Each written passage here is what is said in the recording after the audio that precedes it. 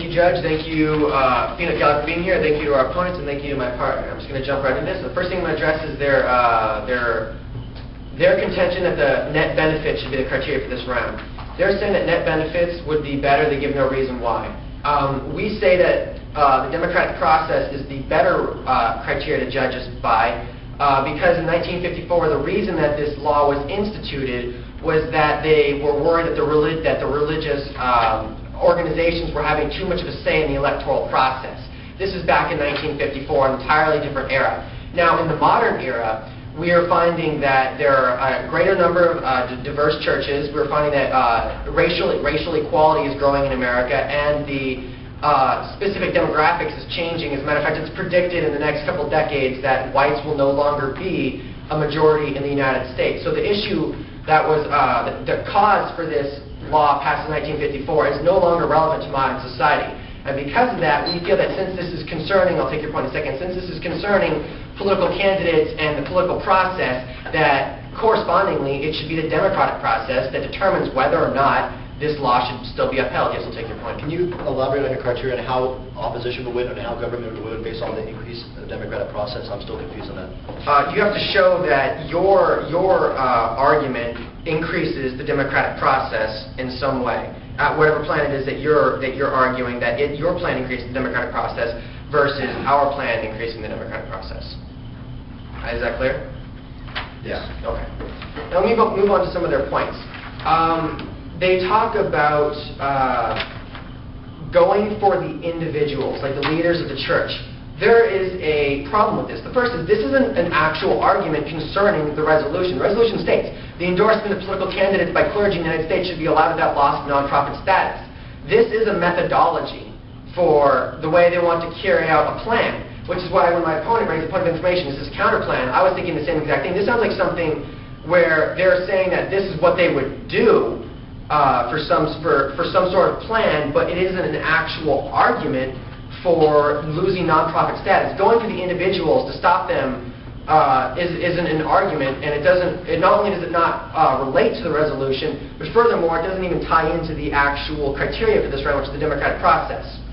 They say it's a nonprofit organization, and as such, if I understand them correctly, being a nonprofit organization, they shouldn't be allowed to endorse candidates. There's an issue with this. First off, let's look at how things are in the de facto versus de jure. We all know that there are plenty of nonprofit organizations that do, by default, endorse candidates. Everyone knows the ACLU supports the Democratic Party.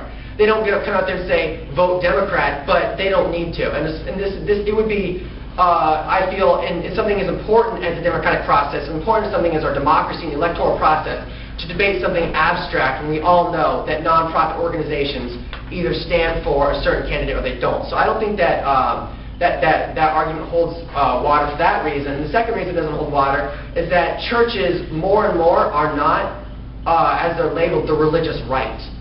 We hear that a lot, but more and more and more we're finding that churches are supporting different political views, different candidates.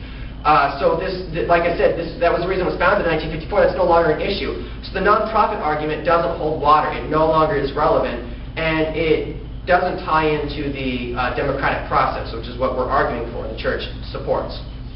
Second, this is a second contention. I was very confused on this one, on tithes and donations and corruption in the church. I think if I understand them correctly, they're arguing that having a tax-free status contributes to corruption because individuals are donating to the church and they're not seeing where they want it, where the money is going to go.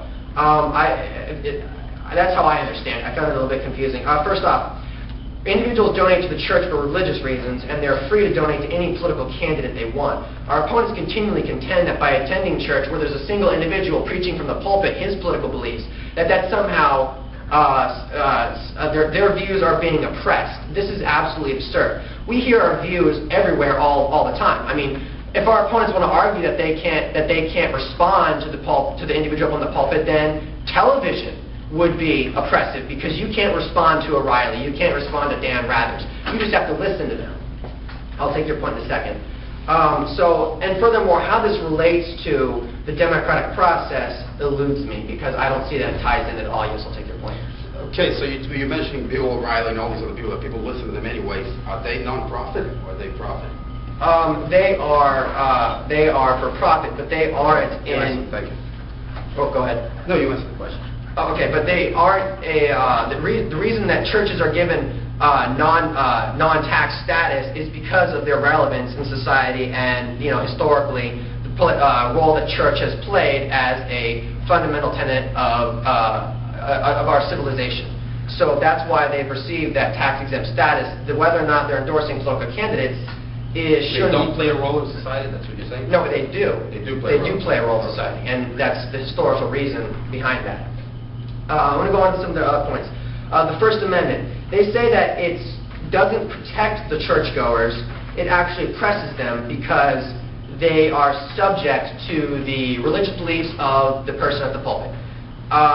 This sounds somewhat to me like the fairness doctrine, where they're arguing that because it isn't both sides presented in an individual setting, that they're not able to make an educated and informed decision.